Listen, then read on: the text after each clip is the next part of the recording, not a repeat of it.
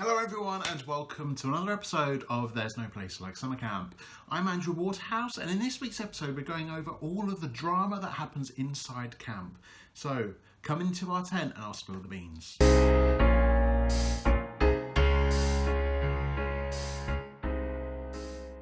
Hi guys and welcome to another episode of There's No Place Like Summer Camp. I upload weekly videos every Tuesday all about summer camp. So if you enjoy summer camp, you want to know more of what it's about, especially for the staff side of things, make sure to drop a subscribe or check out the podcast available on iTunes.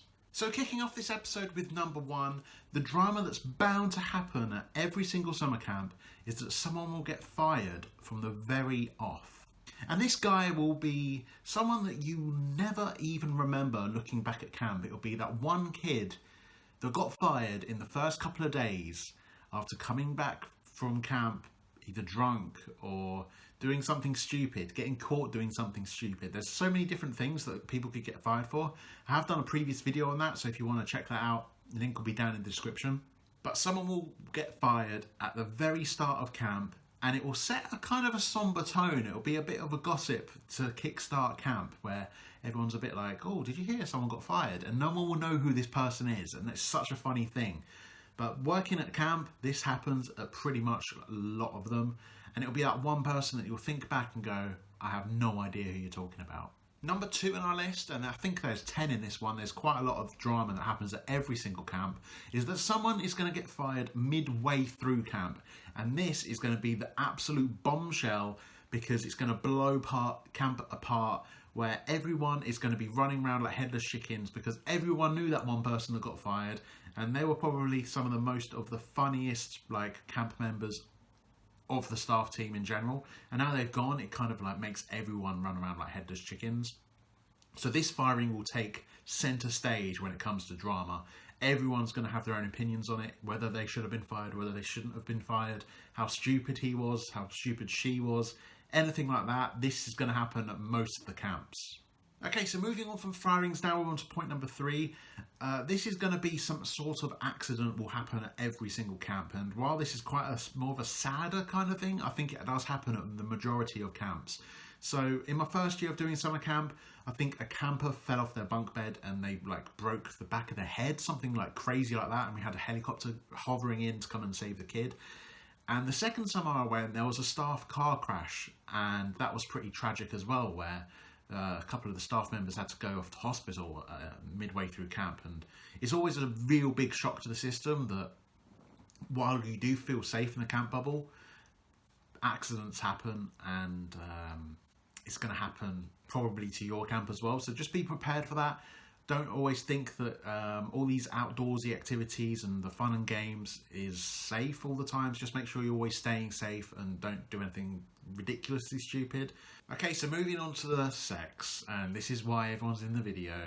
Hi, everyone who's addicted to this particular genre of thing that humans like to do. Well, I guess it's not just humans, it's everything. Someone will sleep with someone else and they will cheat on their partner from back home. This happened I wouldn't say it was rampant, but it did happen. And you're kind of sat there as an outsider, really in a tough position where you're telling them, do you remember that guy, your boyfriend back at home? What's he going to be thinking about you doing this over here? And I guess everyone, it's not just girls, it's boys as well, they kind of let their hair down and they don't really care, and it kind of shows their true nature if they're going to be doing that sort of thing.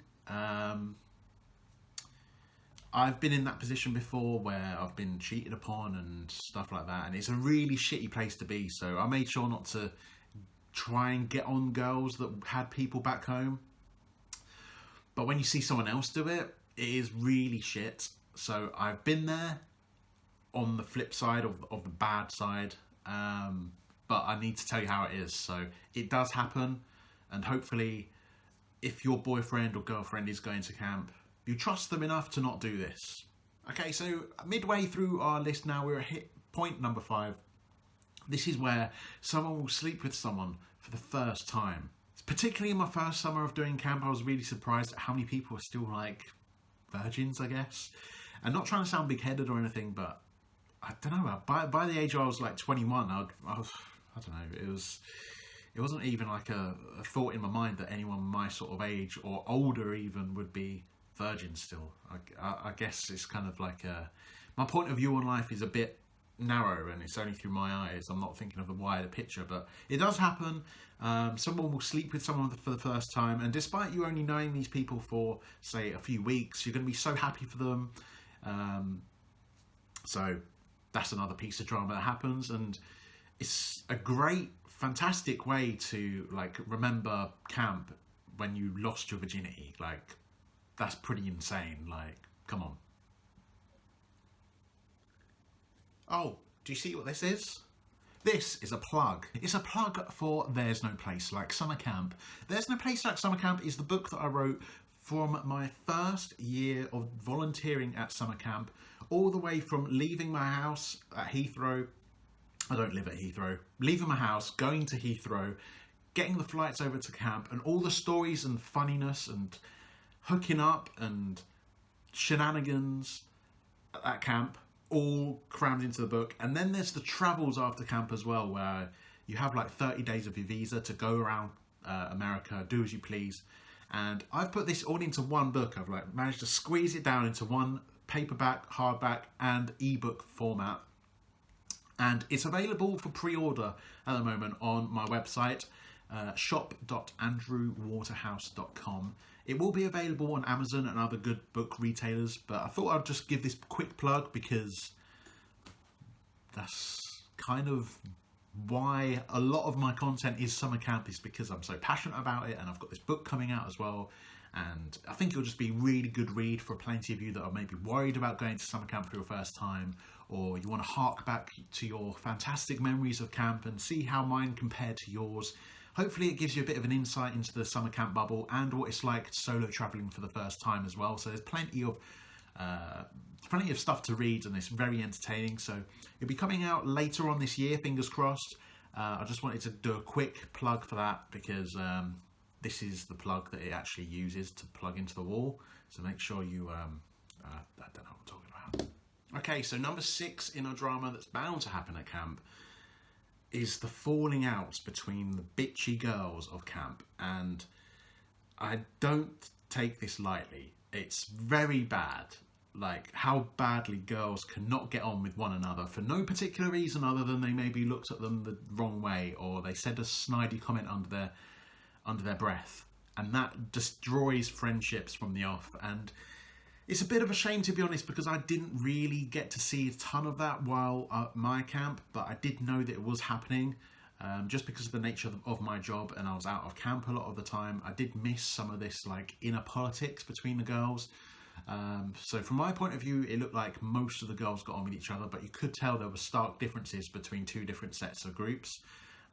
There was never anyone that was left alone, or even as a 2 or a 3. Everyone was friendly with each other, but there would be very like down the line, like, we do not get on with them, and that's how life is. Not everyone's going to get on all the time, and summer camp isn't about trying to force friendships to happen. It's about being able to work together for the kids. So that's one piece of drama that's bound to happen at camp, and if as a guy, you probably will have no idea that it's going on until someone actually tells you face to face, like, yeah, they don't get on what you're doing. So that's another piece of drama, and that's number 6 in our list. Number 7 in our list, flip side of the girls is the boys. And us boys have so much testosterone during camp, it is absolutely through the roof, and I don't really need to explain why. So testosterone will be running rife through camp, and all of the like boys are going to be out there to show their muscle and how cool they are, and like, yeah, I can do sports. And it can flare up sometimes from time to time. I think, especially if it's regarding girls, it can really cause a bit of a fight kind of thing, but you want to kind of keep those to a down low. You don't want to like make it a big scene and get fired for it kind of thing. So hopefully both the boys and the girls can kind of like put things behind them rather than try and get each other fired, because that's just toxic. Number 8 on our list, and this is a hilarious one, is someone will lose their passport or their visa. And it is so funny when this happens. I was absolutely pissing myself. It's actually in I believe it's in my first book, so I'll keep the details to a minimum. But basically, someone lost their passport, turns up later on, and it's like covered in drink and alcohol, and it smells, and you're like, oh my god, I didn't even think this could happen, but it does, and it's really funny. All of these things will get resolved eventually, but for the person that it's happening to, it's the most stressful time of their life. But you've got the support of everyone around camp, so you'll be fine. It's just a piece of drama that's going to happen to someone in your camp. Speaking of alcohol, we have step number 9, and someone will pass out absolutely wasted from alcohol. I'm going to leave that there. And finally, number 10, drugs. And drugs can be a really big thing in America, and it's kind of strange because they're so anti-alcohol that it brews up a drug kind of atmosphere where people fall back onto more illegal things than alcohol because it's more abundant and available. So I'll leave the details there, but you might bump into some sort of drug kind of thing. It could happen at your camp, especially when you're out and about in America after camp finishes as well. Okay guys, so that's the end of the episode. I hope you enjoyed this. If you did, please leave a like and subscribe, and you can follow my podcast on iTunes. It's called There's No Place Like Summer Camp, much like this YouTube video is as well.